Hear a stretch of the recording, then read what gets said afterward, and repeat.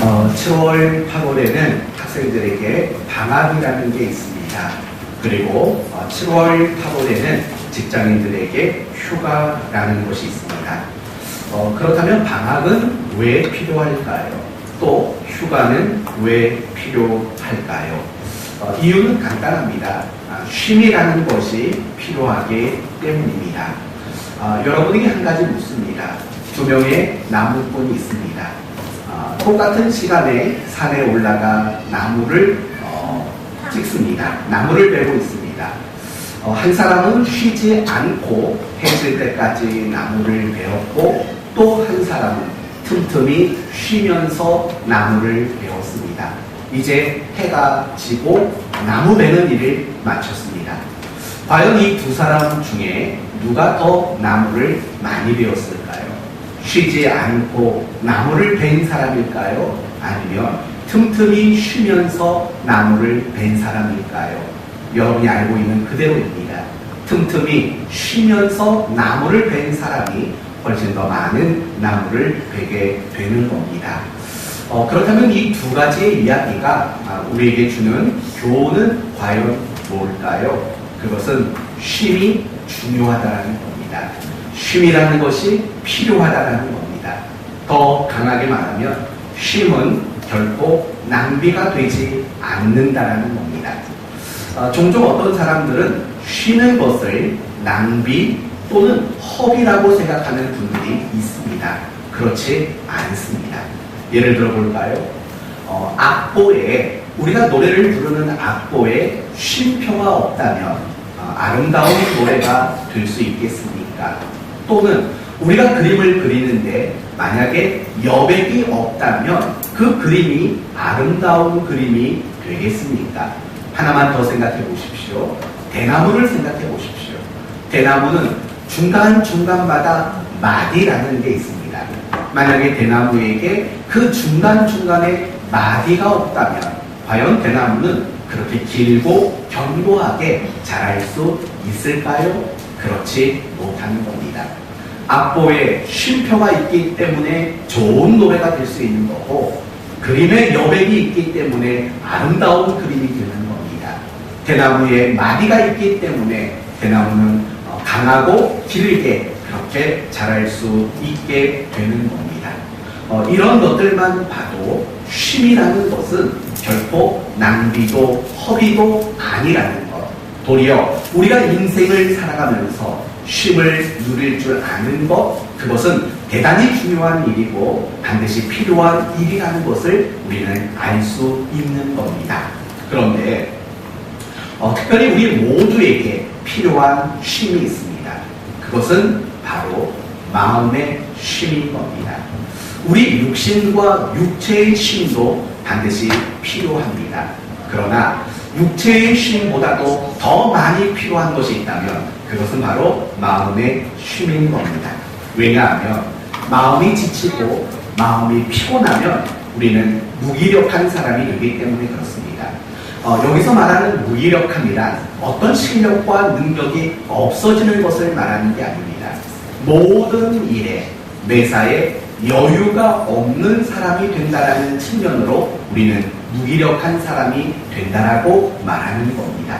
맞습니다. 마음에 쉼이 없는 사람, 모든 일에 여유 없는 사람이 되고 그 결과 무기력한 사람과 다를 바 없는 그런 모습이 나타날 수밖에 없는 겁니다. 그래서 육신의 쉼도 반드시 필요한 거지만 우리 마음의 쉼이야말로 훨씬 더 중요하고 훨씬 더 필요하다라는 것을 우리는 알아야 하는 겁니다. 오늘 본문은 바로 그 얘기를 하고 있는 겁니다. 마음의 쉼이 정말 절실히 필요한 우리 모두에게 예수님께서 말씀하십니다. 수고하고 무거운 짐진 자들아 다 내게로 오라. 내가 너희를 뭐하게 하리라? 쉬게 하리라. 우리에게 쉼의 자리로 초대하시고 우리에게 쉼을 주실 것을 약속하고 있는 내용이 오늘 본문의 내용입니다. 그러므로 오늘 본문을 통해서 우리는 어떻게 하면 마음의 쉼을 누릴 수 있는지, 어떻게 하면 지치고 피곤한 마음의 평안을 누릴 수 있게 되는지 그 방법들을 찾아보는 시간 가지려고 합니다. 여러분에게 먼저 묻습니다. 여러분은 마음에 쉼이 있습니까? 다르게 묻습니다. 여러분은 마음이 평안하십니까? 여러분의 마음이 평안하신지 한번 생각해 보십시오. 혹시 평안은커녕 여러분의 마음이 혹시라도 지칠 대로 지쳐있지는 않습니까? 여러분의 마음이 지금 피곤한 가운데 있지는 않습니까? 마음이 지치고 또 마음이 피곤하면 결국 우리나라에만 있는 독특한 병이 하나 있다지요. 그게 무슨 병일까요? 화병. 이건 유독 우리나라에만 있는 전문적인 변명이라고 합니다. 마음이 지치고 또 마음이 피곤하여지면 결국 화병이라는 이런 마음의 병이 생길 수밖에 없습니다. 그러므로 여러분 모두 한번 스스로를 점검해 보십시오. 나는 마음이 평안한가? 내 마음은 지쳐있지는 않은가? 내 마음이 피곤에 쌓여있지는 않은가? 한번 생각해 보십시오. 그리고 마음의 평안을 누리고 마음의 쉼을 누리는 여러분이 되셔야 합니다. 그런데 우리가 마음의 쉼을 누리기 위해서는 먼저 해야 할 일이 있습니다. 그것은 내 마음의 쉼을 방해하고 있는 것들은 무엇인가를 생각하면 됩니다. 내 마음을 짓누르는 것, 그 무거운 짐은 과연 무엇인가? 그것부터 여러분이 확인하는 일들이 선행되어야 합니다. 그래야만 내 마음의 진정한 쉼과 내 마음의 진정한 평안을 얻을 수 있게 되기 때문입니다. 그렇다면 여러분 스스로 생각해 보십시오. 내 마음의 쉼을 방해하고 있는 무거운 짐은 과연 무엇이 있습니까? 보통 사람들에게는 4가지 범주 안에 그 이유가 다 담기게 될 겁니다. 첫째는 과거에 있었던 상처난 일들, 그것이 지금 나의 마음의 쉼을 방해하는 요인이 되기도 합니다. 두 번째는 현재 내가 마주하고 있는 그리고 풀지 못하고 있는 어려운 문제들, 그런 것들이 나의 마음의 쉼을 방해합니다. 세 번째 범주는 미래에 일어날 미래에 대한 불안함, 그것이 우리의 마음의 쉼을 방해하는 요소가 되기도 합니다. 그리고 한 가지 더 말씀을 드린다면 그것은 사람과의 관계에서 오는 어려움, 사람과의 관계에서 오는 힘듦, 그런 것들이 우리 마음의 쉼을 방해하는 요소가 되기도 한다는 겁니다. 우리가 수련회 때 여러 가지 기질 검사를 했습니다. 또 그 기질에 따른 마음의 무거운 짐도 발생하기 마련입니다. 예를 들면 주도형인 분들이 있지 않습니까? 주도형인 분들은 마음이 언제 무거워지냐면 따라오지 않을 때 또는 어떤 결과에 대한 두려움이 들 때 마음의 쉼을 방해받게 되는 겁니다. 또 어떤 형이 있습니까? 사교형. 이 사람들은 특별한 문제가 없어도 그냥 분위기가 무거우면 그냥 마음이 무거운 겁니다. 또 어떤 사람이 있습니까? 신중형. 이런 사람들은 결국은 이런 거죠. 신중하게 생각하고 고민하고 계획했는데 그 뜻대로 되어지지 않을 때 마음의 쉼을 방해받는 겁니다. 안정형은 언제 쉼을 방해받을까요?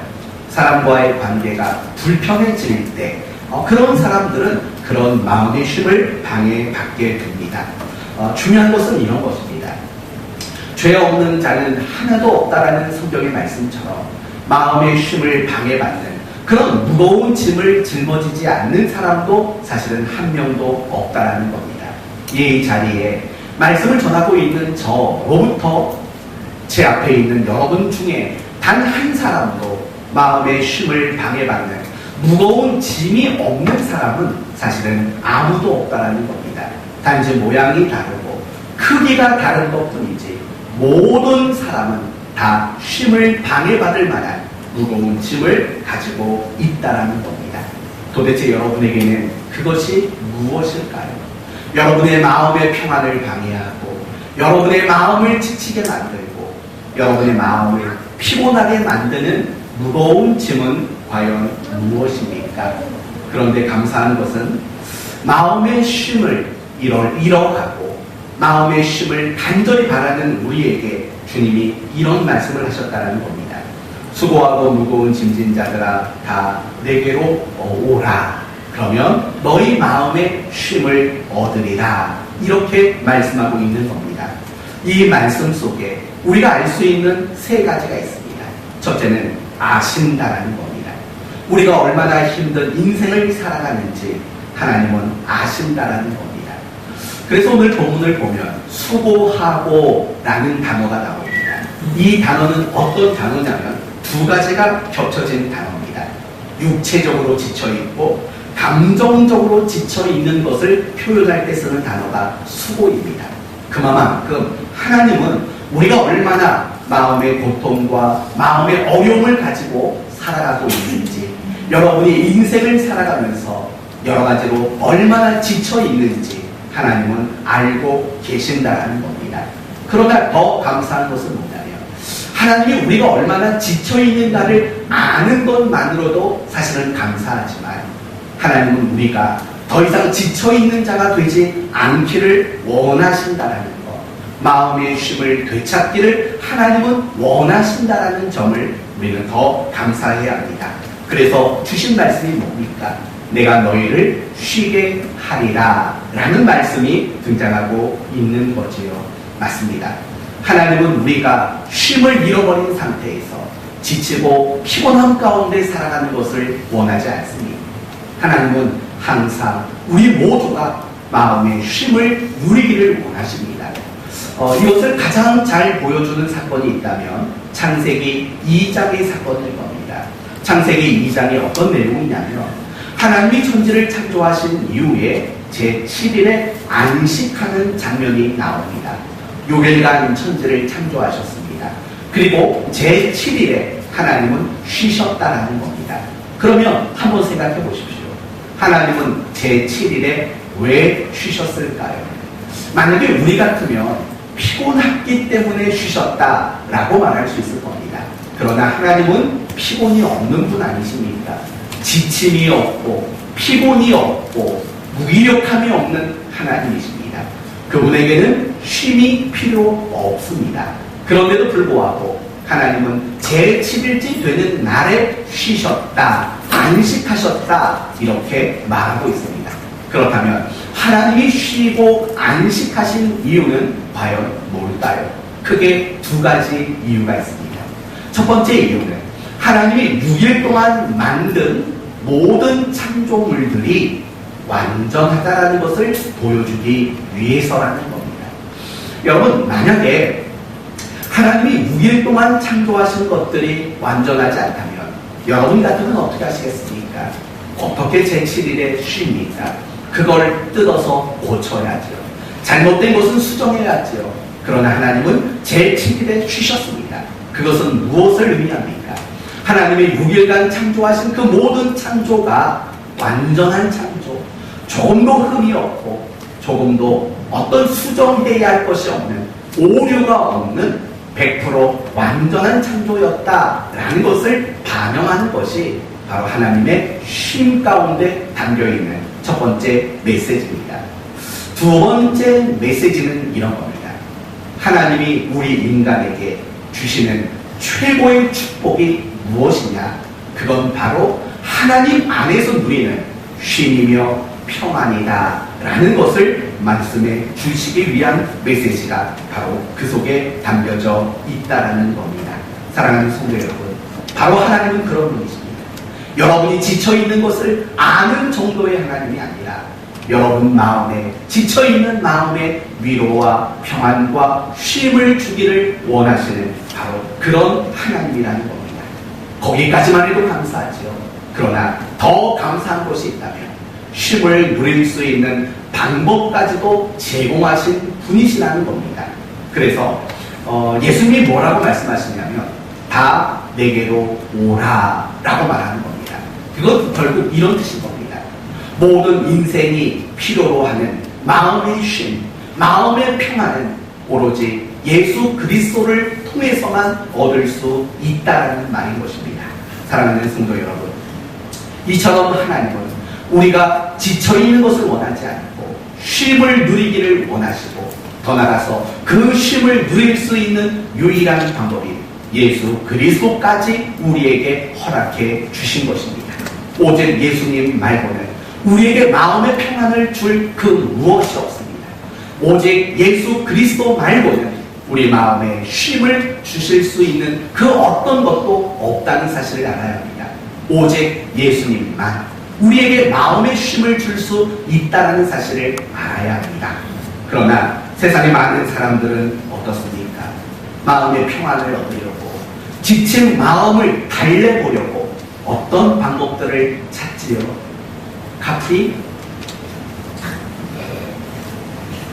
카프리가 뭔지는 모르겠습니다. 어디서 들어서 기억이 갑자기 나는 것 뿐이지, 카프리가 뭐지요?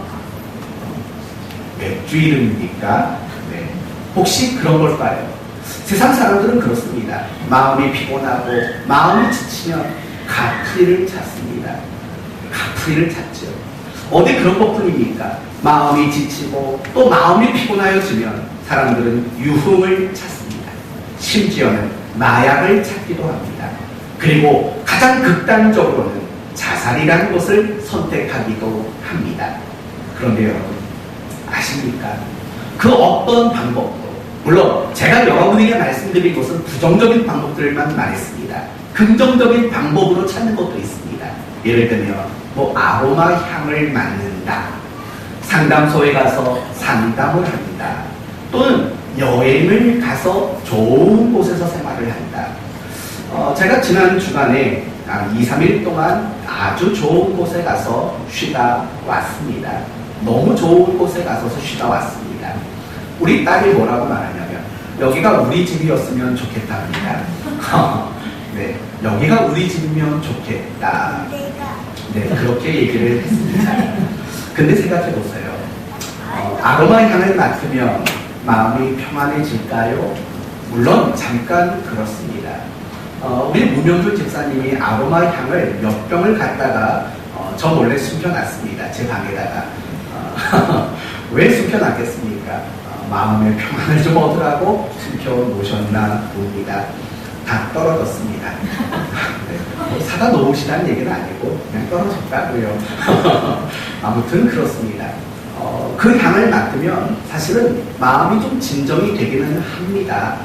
여행을 가면 지쳤던 마음이 좀 풀어지는 것을 느끼게 되는 것도 맞습니다. 근데요, 참 신기한 건 뭐냐면, 제가 한 2, 3일 동안 여행을 다녀왔지 않습니까? 집을 떠나는 순간 마음이 풀어지더라고요. 목회자가 제일 편할 때가 언제인 줄 아십니까? 반바지에 슬리퍼 신고 다닐 때 사실은 굉장히 편안합니다. 구두를 안 신는 날이 있다는 게 굉장히 편안하기도 합니다. 그리고 더 편할 때가 언제인 줄 아십니까? 설교 준비 안 해도 될 때, 그때가 제일 편합니다. 제가 월요일날 오후에 여행을 떠났다가 수요일날 오후 늦게 돌아왔습니다. 제가 설교를 할 수 있었습니다. 근데 제가 안 하고 문명준 집사님이 설교를 했습니다. 이유는 간단합니다. 만약에 제가 설교를 했다면 여행 내내 설교할 생각만 머릿속에 맴돌았을 겁니다. 그래서 제가 안 했습니다. 넘치불고하고 하지 않았습니다. 그리고 몰래 수요일에 나와서 문 집사님 설교하는 걸 들었습니다. 설교가 다 끝난 다음에 이재구 장로님이 이렇게 말했습니다. 아주 설교가 좋았다고. 그러면서 뒷말씀, 아주 짧아서 좋았다고. 네. 그래서 그때야 비로소 깨달았습니다. 좋은 설교는 짧은 설교다 라는 걸 깨달아서 오늘도 최대한 짧게 끝내려고 생각을 하고 있습니다. 제가 드리고 싶은 마음은 그겁니다. 여행을 갔더니 정말 마음이 놓이더라고요. 좀 편안해지고 무게감이 좀 사라지더라고요. 근데 신기한 건 여행을 마치고 집에 들어오는 순간 예전에 있었던 그 무게감이 다시 찾아오는 겁니다. 그거 정말 신기했습니다. 정말 홀가분하게 떠났는데 딱 돌아오자마자 홀가분하기 이전의 모습으로 마음이 돌아가는 걸 느꼈습니다. 제가 드리고 싶은 말은 그런 거죠. 뭐 카풀이든 여행이든 아로마든 뭐 다양한 방법들은 물론 일시적으로는 뭐 효과가 있는 것처럼 보일지도 모릅니다. 그러나 그러한 것들이 우리에게 진짜 평안이나 진정한 마음의 쉼을 가져다 주지는 않는다는 겁니다. 어쩌면 이런 거일 거라는 생각이 듭니다. 더 목마르게 만드는 쉼, 더 갈증나게 만드는 평안을 가져다 주는 게 아닌가라는 생각이 듭니다. 여러분 정말 목이 마른데 마실 게 없으니까 뭐 궁여지체 소금물을 마신다고 쳐보십시오. 시원한 소금물. 마시면 그 순간에야 시원함을 느끼겠지요. 하지만 그 다음에는 더 많은 갈증들이 찾아오지 않겠습니까? 세상에서 우리가 찾는 마음의 쉼을 얻는 다양한 방법들은 마치 그와 같을 겁니다. 우리 마음에 정말 진정한 쉼을 누릴 수 있게 만드시는 유일한 방법과 대상은 예수 그리스도 하나님 말고는 사실은 없다라는 사실을 우리는 빨리 인정해야 할 필요가 분명히 있는 겁니다. 여러분의 마음은 어떠십니까? 마음이 평안하십니까? 마음의 쉼을 누리고 계십니까? 혹여나 마음이 지쳐있다면, 그리고 마음이 피곤해 있다면 어떤 방법으로 여러분의 마음을 어루만지고 계십니까? 혹시라도 세상 사람들이 즐겨 찾는 그런 방법으로 여러분의 마음의 쉼을 되찾고 있는 건 아닌지 돌아보셔야 합니다. 오로지 하나님이 허락하신 방법 말고는 우리에게 진정한 평안, 진정한 쉼을 가져다 주는 것은 없다라는 사실을 여러분은 아셔야 합니다. 그렇다면 간단하게 세 가지로 여러분에게 말씀을 드립니다. 마음의 쉼을 얻는 비결, 마음의 평안을 회복하는 방법, 과연 뭘까요? 첫 번째는 하나님과의 관계를 회복하는 일이 가장 중요한 내용입니다. 우리가 인생을 살면서 마음이 지치고 힘들어질 때가 언제일까요? 어떤 문제를 만났을 때도 마찬가지입니다. 그러나 그 문제 가운데 우리를 가장 힘들게 만드는 문제가 있다면 그건 사람과의 문제입니다. 남편과 아내가 부부싸움을 하고 부모와 자식이 갈등을 하고 친구들 사이에 불화하고 직장 동료 사이에 삐뚤어진 관계가 된다면 사실은 그것보다도 우리를 힘들게 만드는, 우리의 마음을 지치고 우리의 마음을 피곤하게 만드는 것들은 없습니다. 사람과의 관계가 우리로 하여금 가장 마음을 지치게 만드는 요인 중 하나라는 겁니다. 그렇기 때문에 여러분이 마음의 평안이 없고 마음의 쉼이 없다면 먼저 돌아보셔야 합니다. 나는 내 주변에 있는 사람들과 뒤엉켜 있는, 묶여버린, 뒤틀린 그런 관계는 혹시 없는지, 불화한 관계가 혹시는 없는지 여러분은 점검하셔야 합니다. 그러나 사람들만의 관계를 점검하는 것으로 끝나면 안 됩니다. 하나님의 관계를 여러분은 점검하는 시간을 가져야 합니다.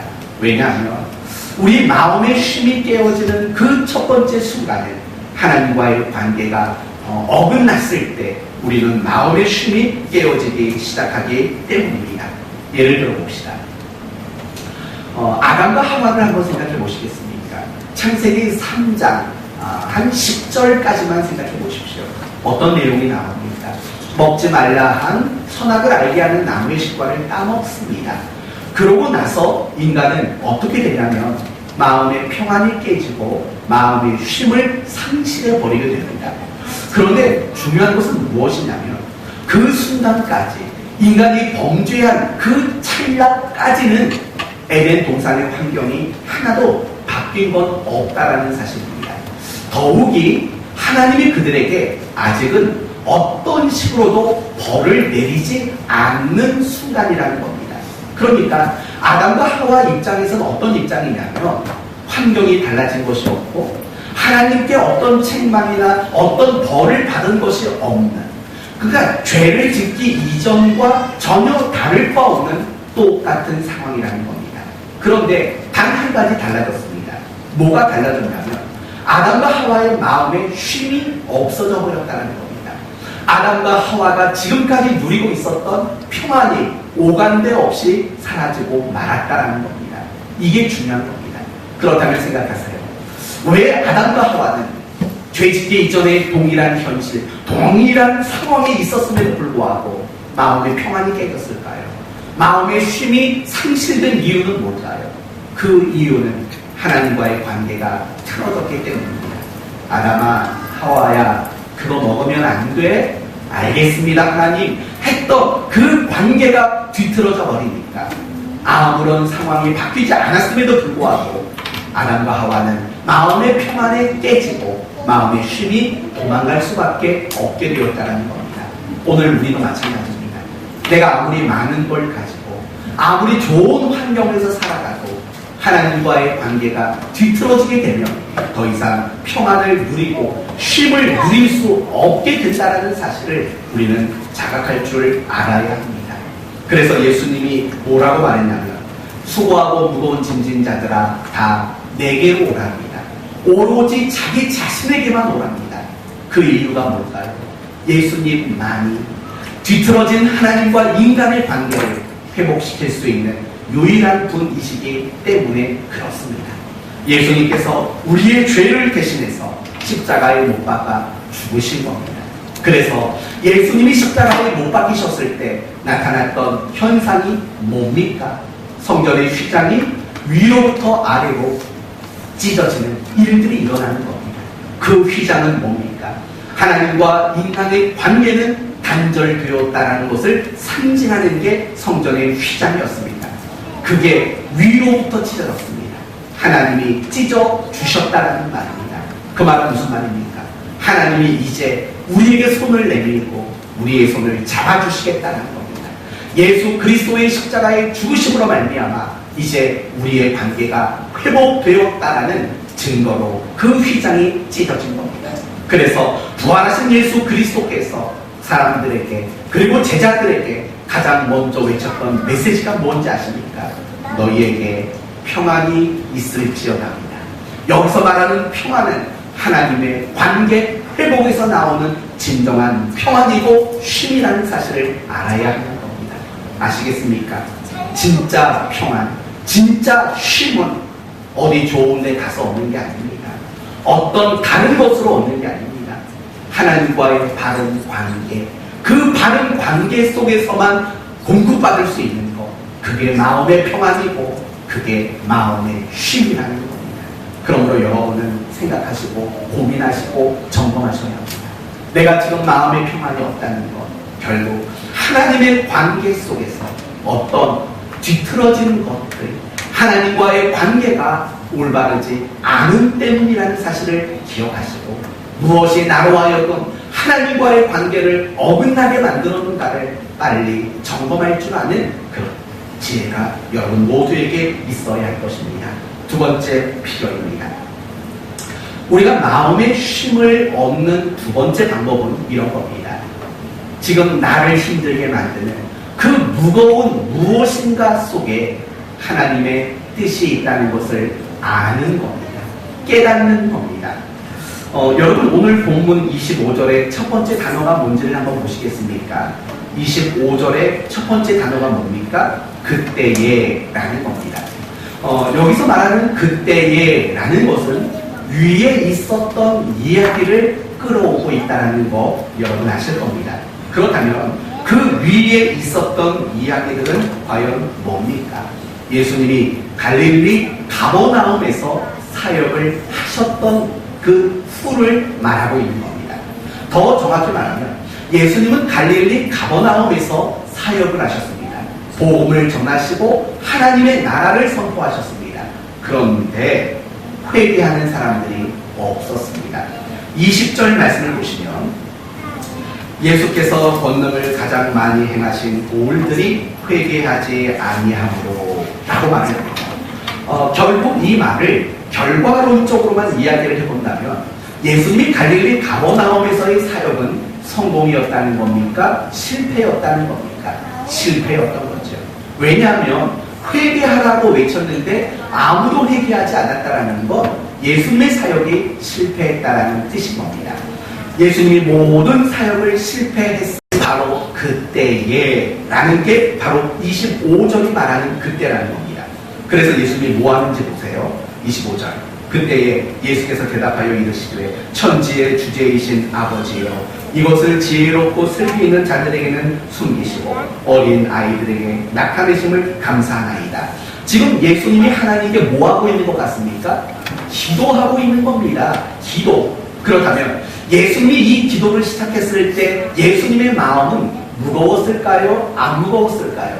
당연히 무거웠겠죠. 왜냐하면 갈릴리 가버나움에서의 사역이 실패한 거 아닙니까? 회개하라고 외쳤는데 회개하지 않은 거 아닙니까? 실패한 겁니다. 무거운 마음으로 기도를 시작한 겁니다. 그런데 그 무거웠던 마음이 어떻게 바뀌냐면 25절 마지막에는 감사하나이다도 바뀌는 겁니다.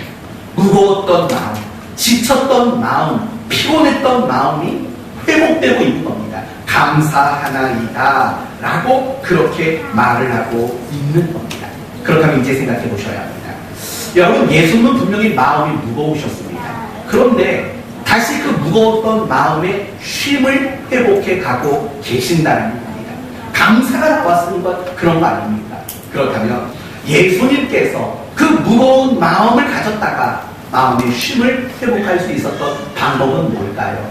그게 바로 26절에 나옵니다. 26절. 올소이다. 이렇게 된 것이 뭐라고요? 아버지의 뜻입니다. 이걸 깨달았다고요. 무슨 말인지 아세요? 예수님은 갈릴리 가버나움에서 실패했습니다. 얼마나 마음이 무거우셨습니까? 그러나 그 실패 속에 하나님의 뜻이 있었다라는 것을 비로소 깨닫게 되었다라는 겁니다. 그때 예수님은 마음의 평안과 마음의 쉼을 되찾을 수 있게 되었다라는 것입니다. 이제 바울이라는 사람의 이야기를 통해서도 한 번 더 얘기를 해봅시다. 여러분, 사도 바울에게는 무거운 것들이 있었을까요? 없었을까요? 너무 많았습니다. 외부로부터 오는 박해라는 무거움도 있었습니다. 그러나 바울 자신 안에도, 바울 스스로에게도 무거운 것이 있었습니다. 그 무거운 것이 무엇이었겠습니까? 불치병이 있었습니다. 사도 바울에게는 불치병이 있었습니다. 그 불치병이 무엇인지는 모르겠습니다. 사람들의 의견은 두 가지로 나뉩니다. 첫째는 안질이다. 심각한 눈병이다. 근데 고칠 수 없는 눈병. 두 번째는 간질병이다. 여러분, 간질병 어떤 건지 아시죠? 뇌로 인해서 자기 의지와 상관없이 거품을 흘리고 넘어져서 발작을 하는 것. 이 간질병을 가지고 있었다라고 말하는 사람이 있습니다. 어떤 사람은 이 두 가지가 모두 있었다라고 말하는 분이 있습니다. 제 생각에는 이 두 가지가 모두 있었다라고 말하는 게 맞지 않을까라고 저는 개인적으로 생각을 합니다. 아무튼 중요한 것은 뭐냐면 바울의 사역에 방해가 될 정도로 불치병이 그에게 있었던 것은 분명합니다. 그리고 바울은 그것을 고쳐달라고 하나님께 몇 번 간절히 기도했냐면 3번 간절히 기도했습니다. 그런데 끝끝내 하나님은 거절하셨습니다. 하나님이 뭐라고 말하냐면 됐다, 안 고쳐준다, 이런 식으로까지 하나님은 얘기를 했다는 겁니다. 여러분 같으면 어떡하겠습니까? 여러분이 불치병이 있습니다. 근데 하나님이 말합니다. 안 고쳐줄 거야. 이렇게 말한다면 마음이 평안할 수 있겠습니까? 근데 이상한 일이 생겼습니다. 사도 바울은 마음이 평안해졌습니다. 마음의 쉼을 되찾았습니다. 그 이유가 뭔지 아십니까? 바로 이런 이유입니다. 이 불치병을 겪게 하시는 데에 하나님의 뜻이 있었다는 것을 그가 깨달았기 때문입니다. 기도 가운데 하나님은 바울에게 이렇게 말했습니다. 내가 너로 하여금 은혜임을 알고 네가 자고하지 않게 하기 위함이다 라고 말하는 겁니다. 여러분, 자고가 뭡니까? 잘난 척, 교만, 이런 걸 말하지 않습니까? 바울이 경험한 은혜가 너무 컸기 때문입니다. 얼마든지 잘난 척할 수 있고 얼마든지 교만할 수 있는 그런 경험을 그가 했기 때문입니다. 그래서 바울에게 하나님은 그 병을 고쳐주지 않으므로 너를 겸손하게 만들기 위함이다, 이렇게 그 뜻을 알려주신 겁니다. 그 이후로 바울은 다시는 그 병을 고쳐달라고 기도하지 않습니다. 마음이 평안한 겁니다. 마음의 쉼을 얻은 겁니다. 방법은 뭐라고요? 문제가 해결된 것이 방법이 아니라 그 문제를 겪게 하시는 그 일 속에는 하나님의 뜻이 있다는 것을 깨달았을 때 그 마음에는 평안과 쉼이 생겨날 수 있게 되었다는 겁니다. 우리도 마찬가지입니다. 우리는 어떻게 생각을 하냐면 늘 이런 식으로 생각합니다. 내 문제가 해결이 되면 마음이 평안하고 또 내 어려움이 해결되면 마음의 쉼을 되찾을 거라고 우리는 생각합니다. 아닙니다. 우리 인생은 문제가 끊이지 않습니다. 산 넘어 산이라는 말이 있지 않습니까? 우리 인생은 다 그겁니다. 힘겹게 산 하나를 넘었더니 또 다른 산 하나가 기다리는 게 우리의 인생입니다.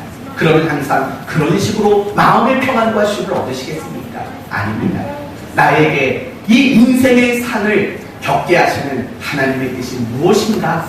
그걸 깨달을 때 우리는 비로소 산을 만나도 첩첩산중을 만나도 늘 평안이고 늘 마음의 쉼을 잃지 않는 그런 성도가 될 수 있다는 겁니다. 중요한 건 그겁니다. 나를 무겁게 만드는 무거운 짐, 그 짐을 짊어지도록 하신 하나님의 뜻이 뭐냐? 그걸 깨달을 때 진정한 평안과 쉼이 나에게 찾아올 수 있다는 것입니다. 그러므로 마음이 지쳐있는 여러분이 계십니까? 무언가 때문에 마음의 쉼을 방해받는 여러분이 계십니까? 여러분이 할 일은 당장 기도하러 달려가는 겁니다. 기도하러 나아가셔야 되고 기도로 무릎을 꿇으셔야 합니다. 그리고 기도하셔야 합니다. 어떻게 해요? 하나님 이 문제 해결해 주세요가 아닙니다. 하나님 이 문제와 이 어려움을 겪게 하신 하나님의 뜻이 무엇입니까? 이 어려움을 통해서 하나님이 이루어내시려고 하는 목적이 무엇입니까? 라고 기도하는 것이 정말 성도다운 성도의 기도일 수밖에 없는 겁니다.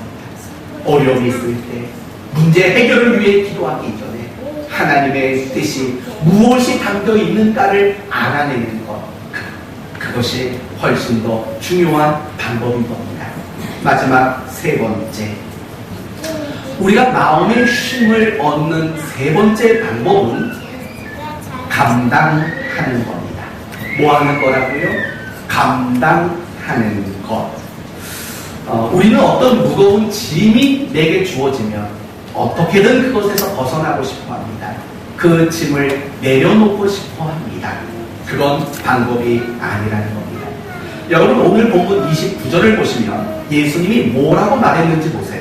29절을 보시면 나는 마음이 온유하고 겸손하니 나의 뭘 매라고요? 멍에를 매랍니다. 뜻밖의 말입니다. 예수님이 이렇게 말했지 않습니까? 수고하고 무거운 짐진 자들아 다 내게로 오라. 여기까지만 보면 마치 우리의 짐을 좀 덜어주실 것처럼 느껴집니다. 그치요? 수고하고 무거운 짐진 자들아 다 내게로 오라. 내가 너희를 쉬게 하겠다. 짐을 좀 걷어주실 것처럼 보입니다. 근데 이게 웬일입니까? 멍에를 하나 더 매랍니다. 나의 멍에를 매라. 이렇게 얘기를 하고 있다는 겁니다. 우리가 가지고 있는 상식과 우리가 가지고 있는 논리와 이성에는 맞지 않습니다. 무거운 짐을 졌는데 어떻게 해야 되는 게 우리의 상식입니까? 그걸 벗어버려야죠. 짐을 내려놔야죠. 이게 우리 논리고 이게 우리 상식입니다. 그런데 쉼을 주겠다고 말씀하시는 예수님이 뭐라고 말씀하시냐면 멍에까지 매라 라고 말을 하고 있다는 겁니다. 바로 이게 쉼의 비결입니다. 이 구절을 해석하면 이렇게 해석하면 정당한 해석이 되는 겁니다. 무거운 짐 짊어졌지 힘들지 사실은 그 무거운 짐이 내가 너에게 맡겨놓은 짐이야. 그 짐 감당하겠니? 라고 말하는 겁니다. 그럴 때 비로소 진정한 쉼이 우리에게 찾아온다라는 것입니다. 이 부분을 우리는 조금 더 많이 생각해야 합니다. 우리는 신앙이 뭔지 모르고 살아갈 때가 사실은 많습니다. 여러분의 귀에는 지금부터 하는 말이 어떻게 여러분에게 들려질지 모르겠습니다. 그러나 오해 없이 바른 마음으로 들으시기를 바랍니다. 신앙이란 도망가는 거 아닙니다. 신앙이란 피해가는 게 아닙니다. 신앙이라는 이름으로 나의 어려운 것에서 벗어나고 신앙이라는 이름으로 나를 힘들게 하는 것에서부터 도망치는 길을 찾는 것, 그게 신앙 아니라는 겁니다. 신앙이란 무엇인 줄 아십니까? 내게 주어진 어려움, 내게 주어진 어떤 문제를 묵묵히 감당해 나가는 것, 그게 신앙인 겁니다. 그러나 오늘날 상당수 많은 성도들이 생각하는 신앙은 문제에서 벗어나게 하는 방편, 어려움에서 나를 도망치게 만드는 수단으로 신앙을 생각한다는 겁니다. 그러니 그 마음속에 평안이 있을 리 없고, 그러니 그 마음속에 쉼이 찾아올 일이 없는 겁니다. 사랑하는 성도 여러분, 지금 여러분이 어떤 무거운 걸 짊어지셨습니까? 아셔야 합니다. 분명히 그 속에 하나님의 뜻이 있다고 했지 않습니까? 결국 그 말은 무슨 말입니까? 여러분이 지금 짊어지고 있는 그 무거운 짐은 하나님이 여러분에게 감당하라고 맡기신 짐이라는 사실을 알아야 한다는 겁니다. 그래서 그 무거운 짐을 여러분은 감당하고 짊어지시려고 마음을 먹어야 한다는 겁니다. 몇 가지 인물로 이 부분도 설명해 보겠습니다. 예수님을 생각해 봅시다. 예수님이 체포당하시기 직전에 제자들과 함께 겟세마네 동산에 가셨습니다. 거기서 뭐 하셨습니까? 기도하셨습니다. 그런데 예수님의 기도가 뜻밖의 기도였습니다. 이렇게 기도를 시작하셨습니다. 내 마음이 매우 고민되어 죽게 되었으니. 예수님은 겟세마네 동산에서 이렇게 말하는 겁니다. 내 마음이 고민되어 죽겠으니. 이렇게 말을 했다는 겁니다. 얼마나 예수님이 무거운 짐을 짊어지고 있는지 아시겠죠? 무엇 때문입니까? 십자가라는 고난과 죽음 때문에 예수님은 그렇게 마음이 고민되어 죽겠으니까지 이야기하신 겁니다. 그런데 예수님은 그런 무거운 짐을 벗어버리는 방법으로 쉼을 찾지 않았습니다. 예수님은 마지막에 이렇게 기도했습니다. 그러나 나의 온대로 마옵시고 아버지 뜻대로 되기를 원합니다. 이게 무슨 말입니까? 하나님, 십자가라는 이 짐이 나를 고민되게 하고 내 마음을 정말 죽고 싶을 정도로 그런 마음이 들게 하는데, 하지만 내가 이 십자가 하나님 뜻이라면 감당하겠습니다 라고 마음 먹는 그 순간에 예수님은 진정한 평안과 쉼을 회복하셨습니다. 그래서 빌라도 법정에서도 그분의 쉼은 깨지지 않았고, 채찍에 맞아 살점이 떨어져 나가는 순간에도 그 평안은 사그라들지 않았습니다. 십자가에 못 박혀 고통스러운 순간 몸은 고통스러울지 모르지만 그분의 평안과 그분의 쉼은 없어지지 않았습니다.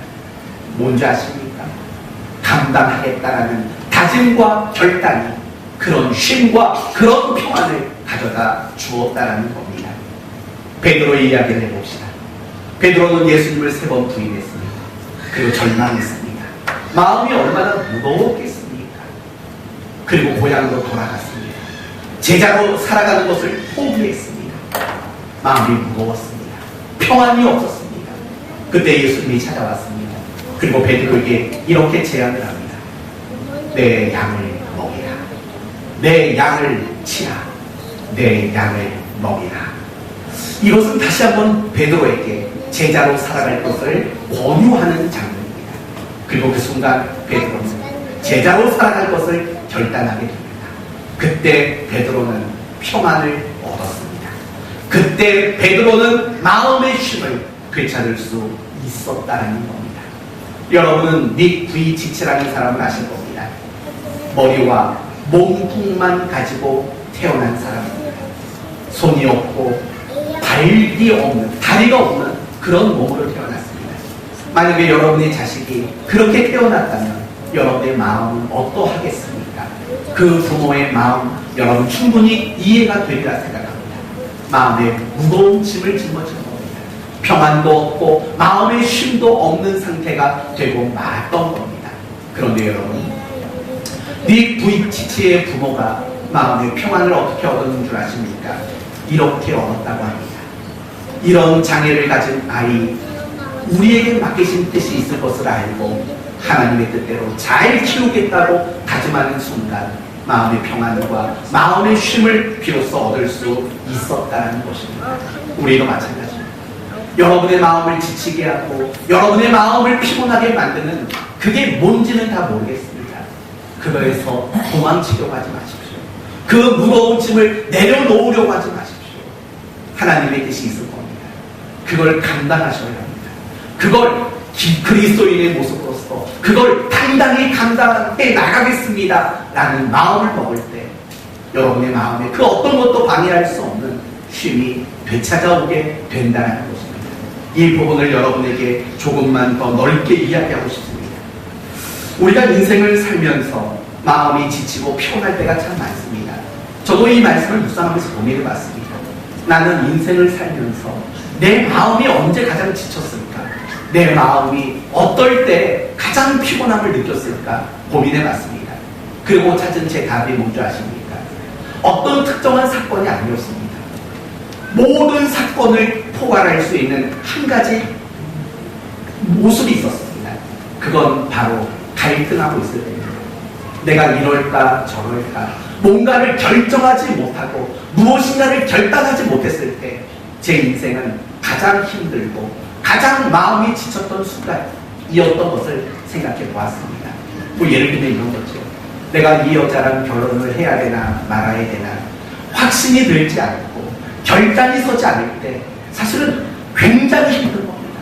며칠을 고민해야 되고 며칠을 마음 아파해야 되는 겁니다. 그러나 그래 이 여자와 결혼하는 게 하나님의 뜻이겠다 확신을 가지고 결단할 때 지금까지 없었던 마음의 평안과 쉼이 다시금 찾아오는 것들을 겪지 않습니까? 제 인생의 순간은 대부분이 그런 거였습니다. 무엇인가를 결정하지 못했어요.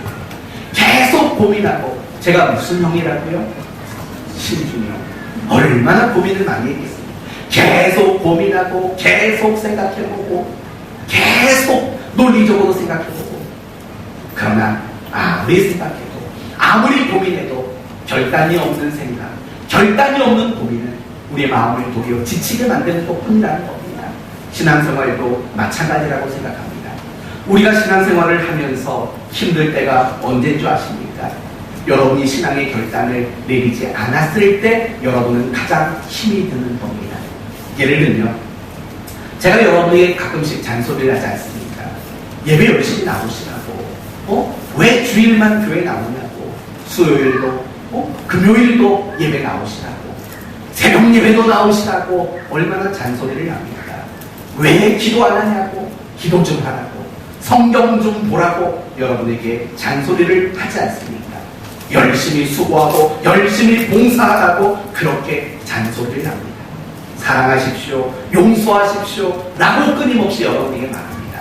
그런데 이런 말을 듣는 여러분 가운데에는 부담스러움이 찾아오는 분들이 있을 겁니다. 그러면 묻습니다. 그런 말을 듣고 여러분은 왜 마음이 부담스러우시죠? 제가 틀린 말을 했습니까? 제가 성경에 없는 얘기를 했습니까? 아닙니다.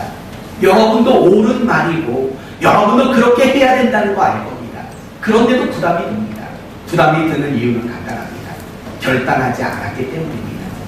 제가 여러분에게 수요 예배 나오십시오 라고 말했을 때 예, 수요 예배로 나오겠습니다. 결단하면 더 이상 수요 예배 나오라는 말이 부담이 되지 않는 겁니다. 새벽에 나와서 기도 좀 하십시오 라는 말이 부담스러운 이유는 끝까지 새벽에 나와 기도하는 걸 결단하지 않기 때문에 부담이 되는 거 아닙니까? 마찬가지라는 겁니다. 우리의 신앙생활 속에서 정말 마음이 지치고 피곤한 이유는 간단합니다. 하나님이 그토록 바라고 원하는 그런 신앙의 결단들이 있는데 그 결단들을 끝까지 안 하는 겁니다. 계속 조금만 더요, 조금만 더요, 요것만 해결되면은요, 이것만 이루고 나면은요 라고 계속해서 미루는 겁니다. 신앙의 결단을 미루고 신앙의 결단을 하지 않기 때문에 우리는 항상 신앙의 어려움을 느끼고 신앙의 쉼을 누리지 못하는 순간들이 결국 찾아올 수밖에 없는 겁니다. 마음의 평안이 없으십니까? 그러면 여러분에게 권면합니다. 하나님이 원하는데 내가 아직도 신앙적 결단을 하지 않고 있는 것이 무엇인가를 찾으셔야 합니다. 그리고 얼마나 열심히 잘할지는 몰라도 결단하셔야 합니다. 작심삼일이 되더라도 결단하셔야 합니다. 그럴 때 여러분의 마음은 진정한 평안이 임하게 될 줄로 믿습니다.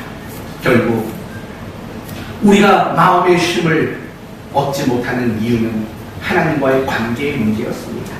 또한 하나님의 뜻이 있다는 것을 생각지 못하기 때문입니다.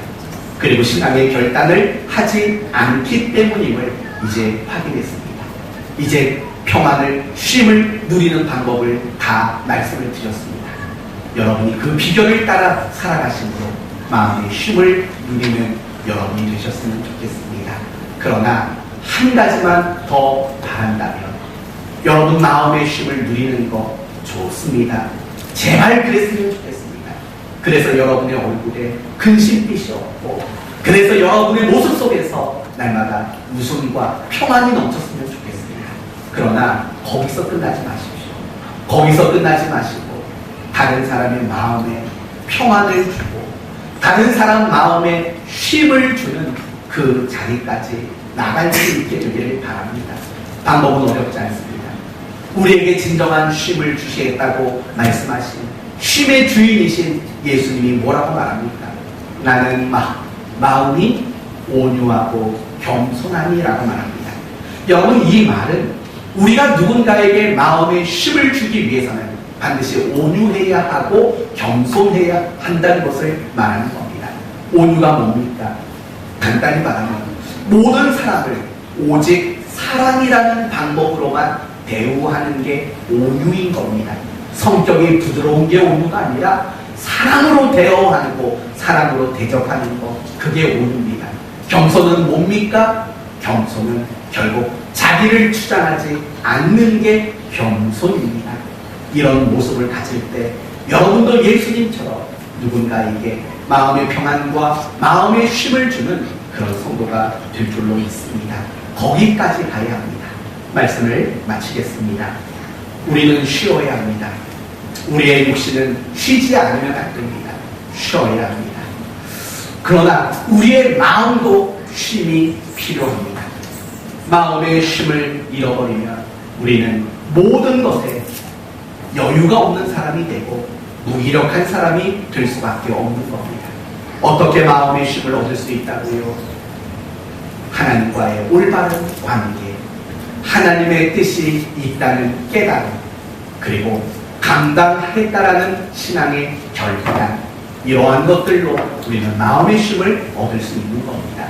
여러분 모두 마음의 쉼을 얻음으로 능력 있는 성도가 되셔서 다른 모든 사람에게도 온유와 겸손함으로 쉼을 줄 줄 아는 여러분 모두가 되시기를 예수 그리스도의 이름으로 축원드립니다.